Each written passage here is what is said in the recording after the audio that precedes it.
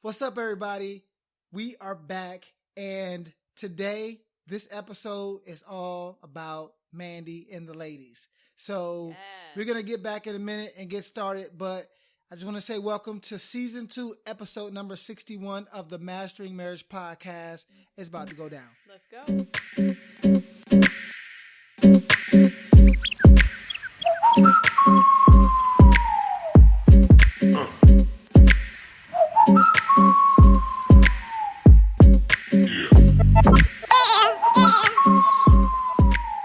All right, so welcome back, everybody. My name is David Taylor, and I am here with my lovely wife, Amanda Taylor. How you doing, baby? I'm doing all right. You How sure? you doing, boo? I'm good. I can't complain. You ready for today's episode? I am. I'm really excited. Because everybody that's listening, Mandy's about to take the lead, and I get to play the background today. So in a minute, we're going to talk a little bit about what the episode is all about. But before we get started, again, I want to say welcome. Thank you for listening and allowing us to be in your ears, in your headphones or your Yes. speakers or whatever you are listening on. Thank you. This is episode 61 of the Mastering Marriage podcast.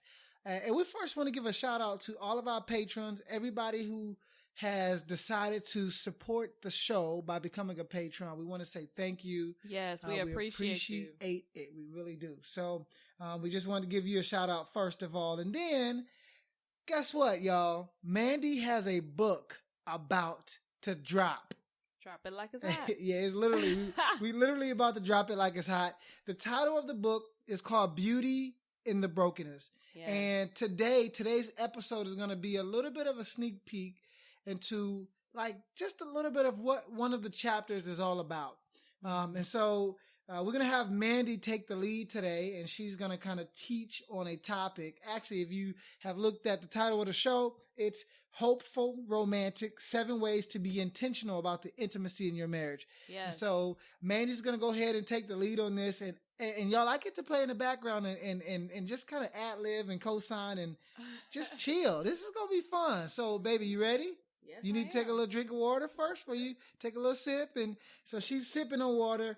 But go ahead, baby. You have the floor. All right. So, hey, fam.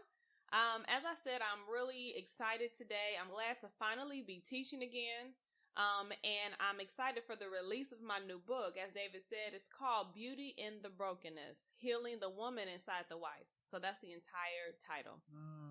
So the topic I will be discussing today is one of the subjects that I cover in my book. So this is kind of like your sneak peek. Yeah, and this book was like 16 chapters deep. Yeah. I mean, it's juicy. Like, it's really thick. It's so thick. just know that when you get this book, women, because it's for wives, Yes.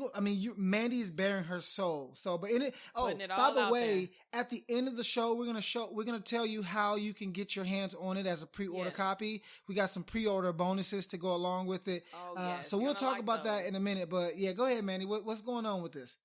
Okay, so just like David said, today's podcast is strictly for the wives. So husbands, if you are listening, just make sure that you share this with your wives, okay? Because I want to make sure that they get their hands on this. All right, so let's go ahead and dive in. So ladies, I want you to think about this. As women, our entire lives have been set up to become suckers for love and romance. As young girls, we watched Disney films with beautiful girls being wooed by handsome guys who rescued them, and they lived happily ever after, right? Mhm. Our little minds thought, ooh, I cannot wait to have that.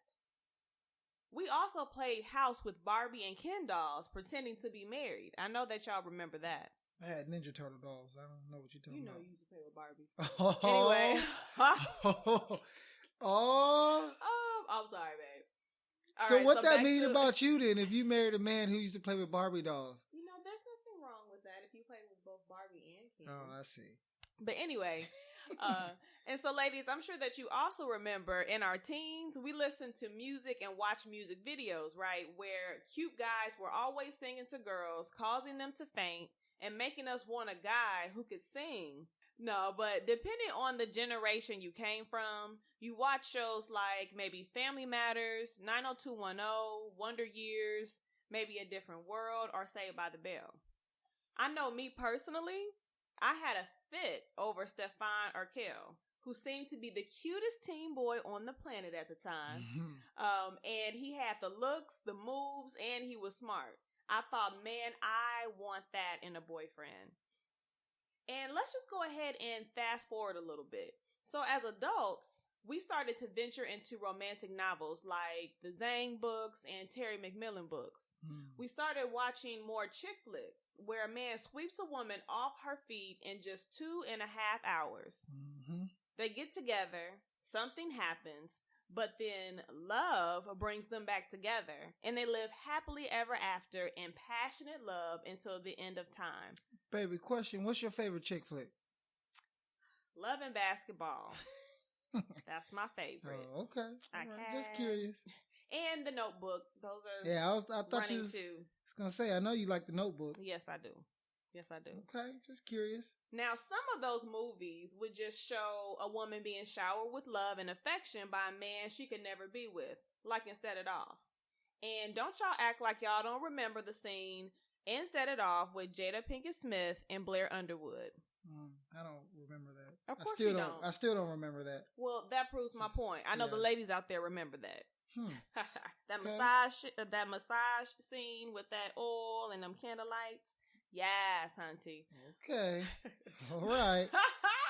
Stay focused. Oh, that's so funny. Anyway, but the visual and the idea of that made us say, I really, truly want that. Now, whether you identify with the experiences and memories I had, or you have your own, you too have had or still have that same longing and desire for passion and freedom that seems to come with love and marriage. So, what happened? You said yes to the ring, you said yes to the dress, and boom, you married the man of your dreams. Or so you thought. So let's go deeper. All right, so if you're being honest, in most cases after getting married, you may not have received what you fully expected. Maybe the sex is good, but no real foreplay or attention to detail. Maybe the foreplay is great, but there is just no regard for your ending pleasure. Think about this. Maybe everything in the bedroom is on point, but he isn't thoughtful unless he wants some. Stingy. Sorry. Okay, well, think about being this. in the background is I don't have anything else to do, so I hear. Feel helpless. I see. But also think about these examples, ladies. Maybe he is thoughtful and the bedroom is booming, but the kissing is off. Maybe everything is great, but sometimes you wish he would take more care of himself and take care of his appearances and be more intentional like he was when he was pursuing you when you were dating. That's a good point. So let me go here for a minute. I'm just going to keep it real with y'all because y'all know how we do, right? Y'all are our family. Oh, gosh. Here we go. It's the setup. I already know what's about to happen. So, David, David started out as my Stefan Arkell, right? And then he turned out to actually be my Steve. I still don't get that. What don't you get, Bo? I don't get the Steve part. Okay, so I'm going to tell you what I mean. All right. Help me. So at the very beginning Fellas, of our relationship, David was very suave and very sexy. But as the relationship progressed, he started to become more goofy and playful as time moved on. But Steve is not goofy and playful. He's nerdy and weird. But I guess that's your perception. My perception was that he was goofy and playful. Oh, okay. So, I know me personally, I was like, what the absolute heck happened? Okay, where did my Stefan go? So, just like many of you ladies out there, I felt bamboozled and wasn't sure how to work with what I had. You better work it. I mean, I do, but you know. So let's move on. You know that. But here's where it gets interesting. I may have been asking where my Stefan went, but get this. On the flip side, David was asking the same questions, and a lot of times we don't think about this when we are focused on what we as wives are lacking. So apparently I also presented one thing and gave him something different. He often says, and if you've listened to our podcast for a while, this will sound familiar. David will say, I came for apple pie and I got peanut butter and jelly. That's what he'll say. I like that story too. You want me to tell it now? No, I mean, no, you tell it enough. You tell it enough. She said, I ain't trying to hear that mess no more. But we laugh about it now because it's a really funny story. But again, you'll have to hear him tell it later on or go back to a past podcast. But the thing is, we all present our best selves when we're dating. But for some reason, once we get married, the people we truly are actually comes to the surface. Who we are when no one is looking slowly creeps to the surface, and our spouse starts wondering why we have changed. But the truth is, we are just finally becoming our true selves. So I want you to think about that for a minute. Maybe you were able to ignore him smacking his food when you dated, and now you hate it with a passion. Maybe he seemed to enjoy rubbing your feet every night before you got married, but now he sighs when you ask him. So, you over there giggling about that. Well, because, I mean, I know we got a story. Like, you know. We do. Because our thing used to be massages. Yes. And I even bought a massage table, right? Go on. No, I'm just saying, that's all. That's all. I'll put a period there. Okay. Let's move on. So the truth is, we settle into marriage. We get comfortable and less intentional. So that's the point I'm trying to make. Life happens, and we expect each other to understand. They don't show that in the movies or talk about that in the books, though. You see, when Hollywood does show the ills of relationships, 2 hours doesn't give us a realistic picture of real-time, real-life experience. Sure don't. So when you have a long day at work, have to deal with the kids, or when you just feel lonely and want to be held, but he won't give you the attention that you desire in that moment, you realize love and marriage isn't as breezy as you thought it would be. So think about this. The books and movies don't account for the actual day-to-day, month-to-month, and year-to-year transitions of relationship and marriage. They don't take into account personal baggage, family loss, job adjustments, financial struggles, and children that are factored into real-life relationships and marriage. And you know what? Because of this, many of us seem to be confused and disappointed by the quality of romance in our marriages, which then gives way to depression, resentment, bitterness, and also irritability. Good point. So, I mean, yes, and that's why I wrote this book, Beauty in the Brokenness, because things like this can cause us to be broken and feel empty inside. Or it can highlight the brokenness that's already there. Exactly. And make it even worse. Right, and I definitely talk about that also in my book. So then we go back to, once we experience these emotions, once these emotions come up of depression, resentment, bitterness, and irritability when we're not getting what we want, we go back to watching those same shows and reading those same books for quote unquote entertainment and enjoyment, only to confirm the negative feelings of what we don't have in our own marriages. And ladies, this is so unfair. It's unfair to your husband, and it is unfair to you. So I want you to think about that for a minute. So I say it's unfair to your husband because you are setting him up for failure, because he will never be the imaginary man you piece together in your fantasy. You set yourself up because this type of behavior causes you to feel lonely and you begin to isolate yourself. I know this because that happened to me. You determine, I'll just deal with it. Filling your voids in other ways are deadening yourself to that area of your marriage altogether. David, you got any thoughts on that? No, this is actually pretty good. I'm taking it all in, by the way. I think it's very true that what happens is if we feel like most people in marriage, they don't, what we found is that they don't feel comfortable expressing to the other person what they feel they need from them. And as a result, they get these deficits, or like you call these voids, and then Right. those voids become kind of like vacuums that suck in anything and everything that will fit in. Exactly. And that's what kind of led me to the infidelity, right? And it leads so many people astray in their marriages. So this is a really good point. Awesome. That is so true, though. So I'm just going to say this. Instead of putting your expectations on your husband and vice versa, it is imperative that you develop your expectations together. That is the key. Develop your expectations together. You must have been reading my my new book that I'm writing, but it ain't out yet, on the laws of marriage. I think you took that from my book. Oh, okay. Okay. Because that's one of the laws of marriage is, you develop expectations together. So that's good. And by the way, you said something earlier that was also one of the laws of marriage, which What's is that, baby? Don't set your spouse up for failure.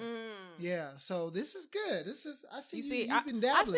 I see you, David. You trying to drop some hints about your new book coming out. Well, you know, don't be nosy. Don't be nosy. Just stay out my stuff, and then I won't have to drop it because I see you've been dabbling in my notes, and now you got it in your book. Well, we're one, so I think that was cute. It comes out that way. So, but no, this is good. Really good stuff. Really good stuff. All right, so let me also say this. You have to work as a team when it comes to learning how to please one another. We don't have to live a life of loneliness and disappointment, ladies. Please hear me when I say that. This doesn't have to be a broken area of our lives. If we just talk to each other and learn from one another, it is so important that we really communicate with our husbands about this area. So let's go ahead and keep it moving.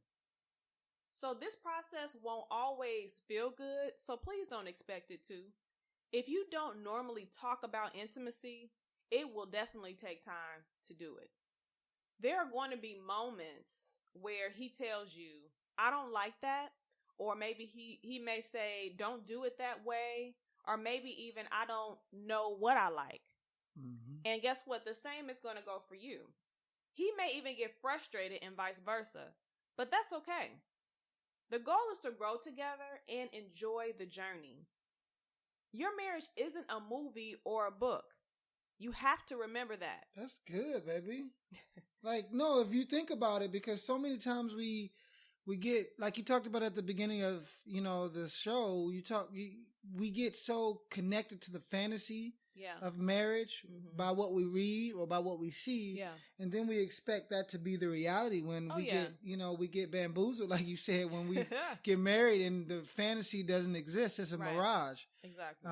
That's good. Your marriage isn't a movie or a book. I like that. I might have to put that one as one of my laws. But then get this part too. In addition to that, we have to make sure that we realize we can't fast forward through the parts we don't like. We have to keep working at things until they fit us and our marriage. Say that part again. That's pretty profound. So we can't fast forward through the parts we don't like in our marriage. You have to keep working at things until they fit you and your man, or you and your marriage. So if I hear you correctly, and this is me looping, guys, what you're saying is every marriage is going to go through storms and seasons that may not be fruitful. And it would be foolish to think that, number one, I won't have these negative seasons. But then number two, when these negative seasons come, they're not supposed to be here. So let's go ahead and skip through them. You're saying that to actually work through them, because why? They're supposed to benefit the marriage? Exactly. Because when you work through these things, then you learn each other, and we're supposed to be students of our spouses at all times. And that's another law of marriage. That's good. Good stuff. No, but that's so true. That's so true. You learn so much through the tension and the conflict than you would if things were going great. So exactly. It's good stuff. I've definitely learned that lesson. So another thing to consider is this point. We all grew up learning about sexual intimacy differently. So we should never expect that our husbands will have the same outlook on intimacy as we do coming into the marriage. So even if it is discussed prior to the marriage, I want you to listen carefully to this. Even if it is discussed prior to the marriage, we all define and see hugging, kissing, foreplay, touching, and a host of other things in our own way through our own lenses. And through your own past experiences. Exactly. Yes. Interesting. Exactly. Because I'm just going to say this. I've heard a lot of people say, well, all that should be worked out in marriage counseling before you get married, or you should have talked about all these things before you get married. But a lot of times we don't ask our partner, how do you define kissing? What does kissing look like for you? What does hugging look like for you? What do you, when you say foreplay, what does that mean for you? We just assume that the other person, that their definition is the same as our definition. So that's something to think about. So instead of getting frustrated, get clarity and understanding so you can please each other. So now, we're finally going to get to these 7 ways to be intentional about intimacy in your marriage. So if you haven't been taking notes, this is where you really want to start taking notes. Yes. Thank you, babe. That's what I'm here for. I'm in the background. I'm playing the support right now. I clean off the stage. I make sure you got your water. Appreciate what it. you need. I got it. I think you got everything. I think my brow is wiped and everything. We good. All right. Well, I'm in the background, so whatever you need, I'm here. Thank you, bub. What am I about to call you, bub? I don't know. Who you about to... Babe and boo. Oh, okay. Go on, get it. Fix it. You call me another brother named live on air, we liable to be moving some furniture. Oh, gosh. Okay. Anyway. So let's focus. Yeah. So it is our desire that you use this information so that intimacy is no longer an area of brokenness and confusion in your life and in your marriage. So here are the 7 ways to be intentional about intimacy in your marriage. All right, let's go ahead and dive in. So number 1, identify the areas of physical intimacy and romantic struggles in your marriage. So what I want you to do is write down what you're dissatisfied with and what you struggle with. Stop letting assumptions and hidden struggles weigh you down, ladies. Expose them so you can find healing and work on solutions. Whether it is directly related to the marriage or something stemming from your past, pushing them aside only drives a wedge further between you and your husband. And it also causes you to be unfulfilled and full of deadly emotions, which I also talk about in the book. Yeah. All right. So take some time to do that. Again, number 1 is identify the areas of physical intimacy and romantic struggles in your marriage. If you need to pause to do that, do it. All right. Number 2, pray over it. So I know you are probably thinking, you want me to pray about it? Yes, I do. So God created your desires and he created sex. I know we don't like to talk about God and sex, but guess what? They go together. See, God intended for us to enjoy the experience inside our marriages and to enjoy each other. He will reveal to you things that maybe you didn't even consider about your struggles with intimacy and also the expectations you came into marriage with. He will even give you some insight you can use in step number 3, which we'll get to in a minute. So I suggest praying first because God can prepare your heart for what your husband may say. It can also help you get better understanding of your own desires and struggles and put you in a better position to hear your husband objectively without judgment or offense. So not only that, but it will show your husband, get this, that you are serious about finding a solution and also leading by example in this area. And that is really important, ladies. I know sometimes, in marriage, people are constantly waiting on each other to make the first move. But sometimes we have to lead by example, and that is showing power and strength. All right? So let's go ahead and dive into number 3. So again, we're talking about the 7 ways to be intentional about intimacy in your marriage. So number 3, discuss it with your husband. So now I want you to take all the information you gathered and what you got from God in prayer and ask your husband about his concerns about your sex life and intimate physical connection. Ask him if he desires more or less of anything. Reassure him that you are open and you desire his honest feedback. So I want you to make sure that you set a time for you also to share your thoughts and take note of his responses. But I want you to keep in mind steps 1, 2, and 3 are all about gathering information. So again, you will have a chance to share what you came up with, but first, this step is about listening to the heart of your man. Okay? Number 4, pray over it. Again. Yep, I said pray again. And let's be real. It isn't easy to hear what we may not be doing right or what we may not be doing enough of. Especially from our husbands, ladies. God will help you to receive what your husband says with your spirit instead of with your emotions. Even though you will pray before talking with your husband, take the feedback he gives you and take it to God for further clarity, and also pray for him if he struggles with something that is stemming from his past or past trauma. Okay?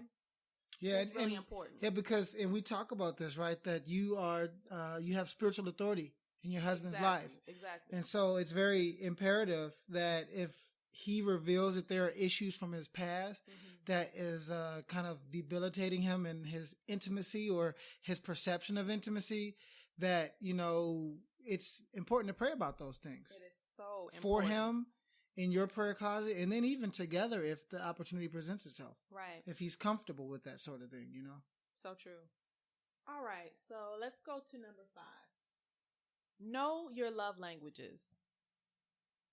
9 times out of 10, you and your husband will speak a different love language. Even if your love languages are the same, you may have different interpretations and speak different dialects. An example of this would be, you both may speak the love language of physical touch, for instance. But maybe you enjoy holding hands and cuddling, but your husband enjoys sexual penetration the most. Okay, just went straight to the gut, huh? But hey, we keeps it real. You know that. She said sexual penetration. Hey, get it in. I would have said coitus. I know, baby. Does that tickle you, baby? Yeah, just that word is coitus. I know I'm like a high school boy. That's just funny when people say coitus. That's my Steve. Anyway. I see. Okay. Yeah, you see that? Steve wouldn't. Okay, maybe. We'll see. He would have. Okay. So knowing these specific details about each other will help you to be more intentional with your husband. Number 6, research resources that will help. Actually, you know what? Can we go back real fast? Because you brought up an interesting point with number 5. You said, know your love language. And there's a book out by Gary Chapman called The 5 Love Languages. If you have never read the book, make sure to read that book. All you have to do is go to Amazon. You can download it, couple dollars, literally, and you will have it. You can also get the book for kids and for teens and for singles, right? It's imperative for pets. But you actually, pets have love languages too. It's what we found with ours. But no, that's a good point that I just didn't want to let that point go before saying that there is a resource called the 5 Love Languages. And inside the book, there's a quiz. There's an actual quiz you can take to where you can find what your love language is. Exactly. Anyway, I just wanted to bring that up real fast. Thank you, babe. So number That's 6. good. No, you're welcome. All right. Number 6, research resources that will help. Of course, the 5 love languages is one resource that will be very helpful if you haven't read that. If we want true freedom and satisfaction in our marriage, you have to put off shame and pride and be willing to get help if you need it. Finding a safe third party or maybe a program to complete together will help you and your husband heal and grow together. You only stay stuck if you refuse to let someone else pull you up. So remember that. Good point. Thank you, baby. Lastly, we're going to jump to number 7. Again, if you forgot, we're going over the 7 ways to be intentional about intimacy in your marriage. All right. Number 7, Write your love story. Develop an intimacy intentionality plan. Wow, that's a mouthful. Intimacy intentionality plan. Yes, say that 7 times. This sounds interesting. So your love story might include play fighting and then sex or role playing.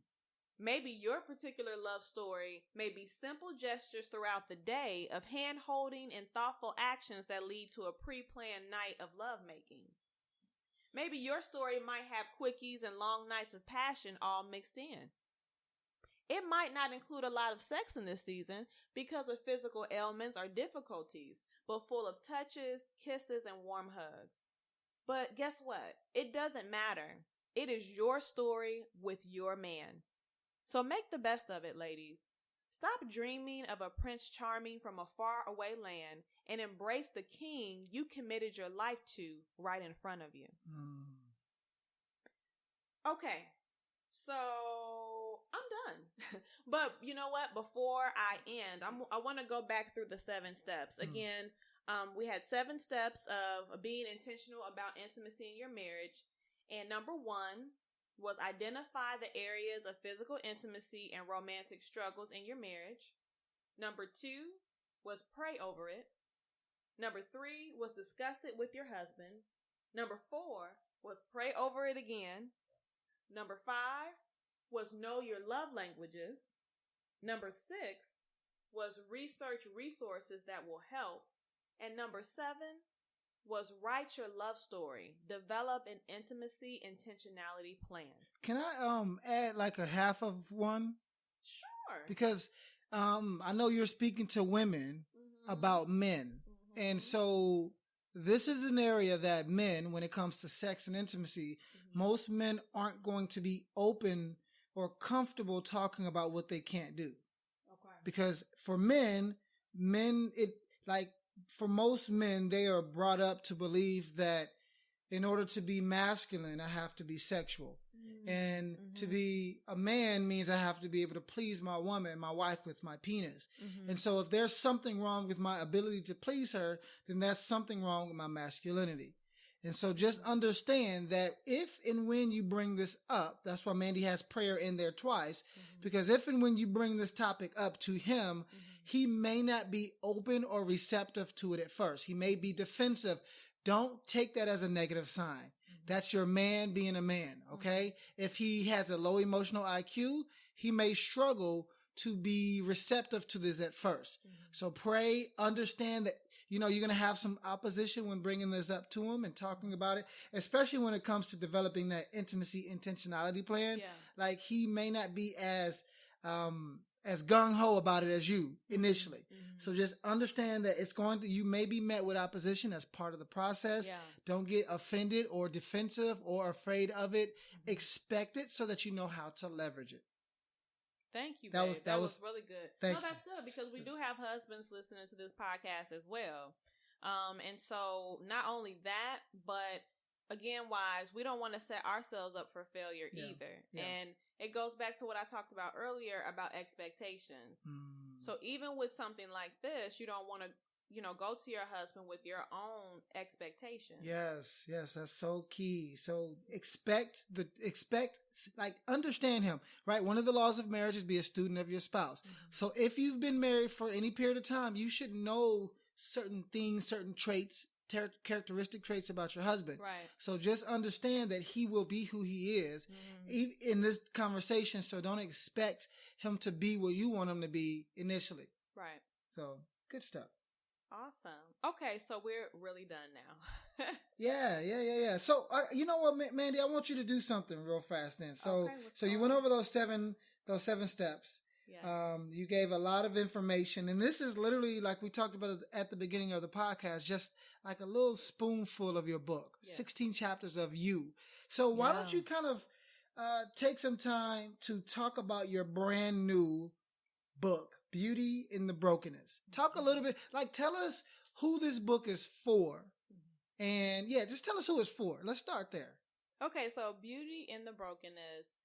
Again, the subtitle is Healing the Woman Inside the Wife.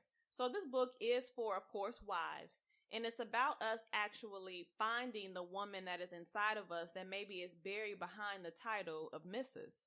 A lot of times we come into our marriages and we get lost in the role. We get so consumed with being a wife and with being a good wife. And in some regards, some of us want to be perfect wives to where we don't even recognize ourselves anymore. I'm sure many of you can relate when somebody asks you maybe what you like instead of what you and your husband likes, to do or to eat. A lot of your things are probably the same as your husband because you've gotten so used to kind of assimilating with him. But you kind of forgot the things that you really enjoy and the things that you're passionate about. And so that's what this book is about. It's about finding yourself again. But beauty in the brokenness, I'm actually going to be covering a lot of topics that honestly you won't see really brought to the forefront about issues that wives deal with under the surface. Mm-hmm. A lot of times we bring brokenness into the marriage and we may not even recognize it. Yeah. Because a lot of things when you get married come to the surface and we don't even know that it's there. So like what's an area that you can share with them that you're going to talk about that most people probably, number one, wouldn't hear you talk about as much, but also most women, most wives probably won't even talk about? What's one of those topics you're going to cover in the book? So one of the topics that I'll talk about is destructive behaviors. Destructive behaviors and addictions.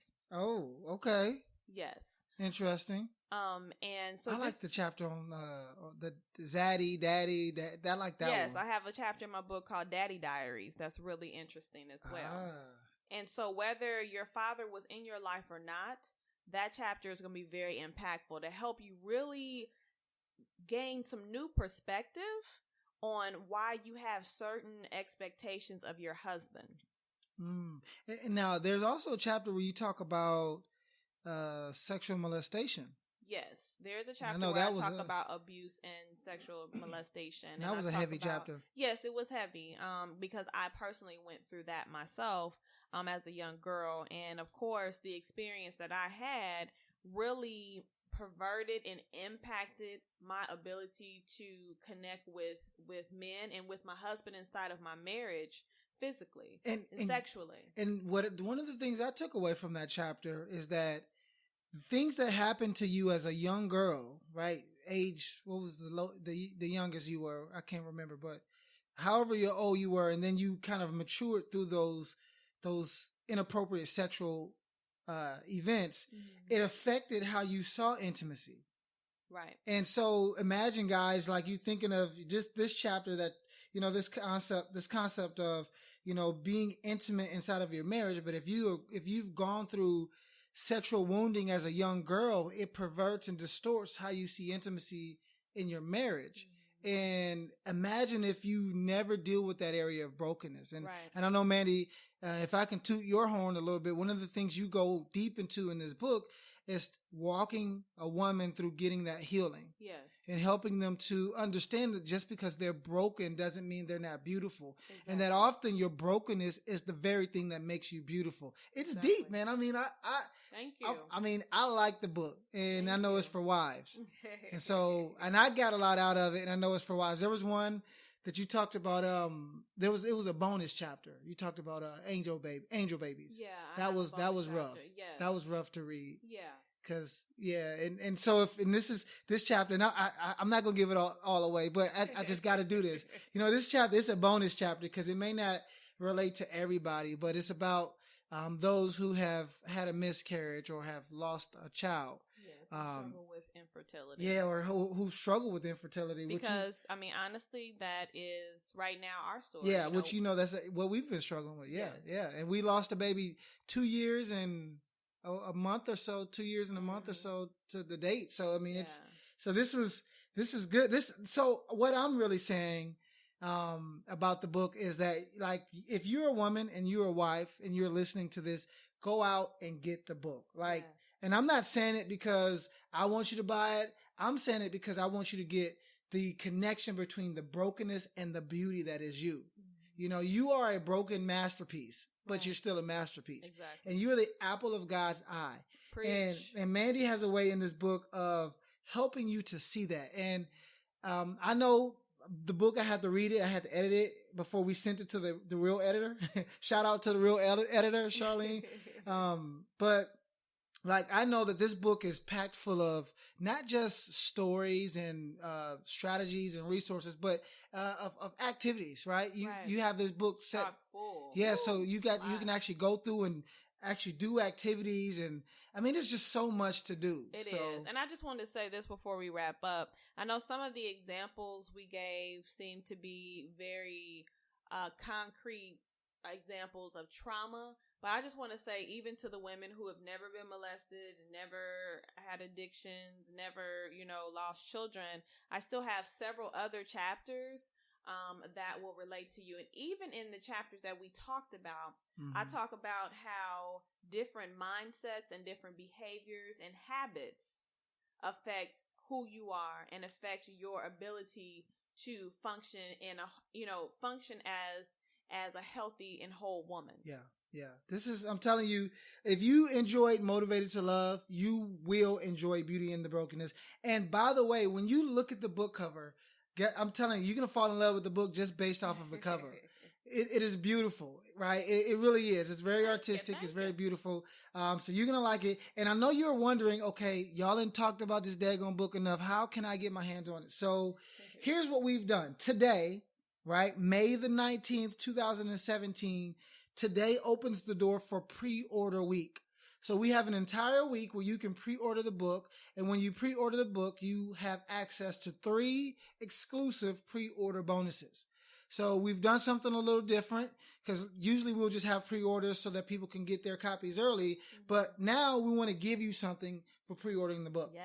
And so you'll either be able to get the ebook with the audiobook attached to it or the paperback version when you do the pre-order. And you'll get 3 exclusive pre-order bonuses. They're off the hook. Mandy was very creative with this one, so I want to tell y'all what it is, but I'd rather you go to the website and look at it. So here's the website. Here's what you can do. Go to this website, www.beauty. I already got it messed up. Let's try this again. I'm hyped. I don't know. I'm hyped for you, and maybe I need to calm down a little bit, but I'm really excited about this book. I'm excited because you put a lot of work into it. But anyway, let me tell people the website. www.broken2beauty.com. That's BROKEN 2 BEAUTY.com. broken2beauty.com. And that's where you can go look at the book, learn more about it, watch the book trailer that Mandy, is starring on, and look at the pre-order bonuses that you'll be able to get. And it opens May the 19th today, all the way up to next Friday, May the 26th. So you have an entire week to pre-order the book. Those who pre-order the paperback copy will get it much, much sooner than those who would do it regularly. It takes only 2 weeks to get it anyway, but you'll get it in a less amount of time. But go to the website, broken2beauty.com, to check out the book. Mandy, are there any other closing remarks before we wrap this show up? Again, I first just want to say thank you, David, for all your support with the production of this book. I really appreciate everything that you've done as well. You're welcome, all your background work. And like I said, I just want to speak again to the wives that are listening to this. And I just want to, again, encourage you to get this book. And again, don't think that, I have it all together and I just don't have, and this probably won't be something for me. I want you to think of this as, kind of like a club for women, right?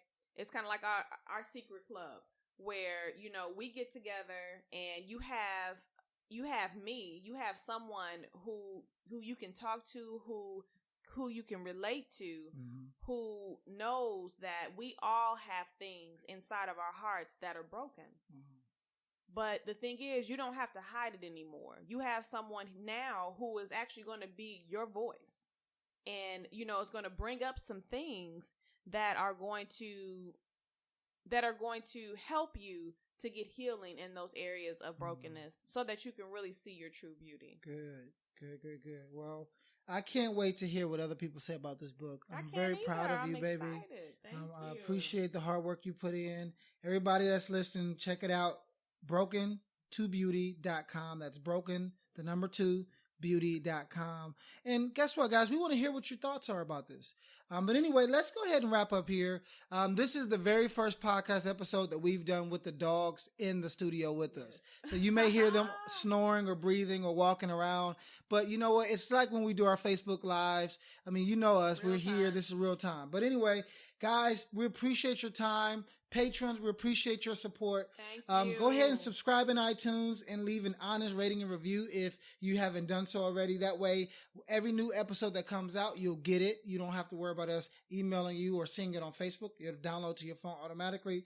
The more people that have access to our show, the more likely they are to use these resources to help their marriage. In any case, guys, we appreciate your time. We love you guys. For joining us. And guess what? We out, y'all. Deuces. Deuce, baby.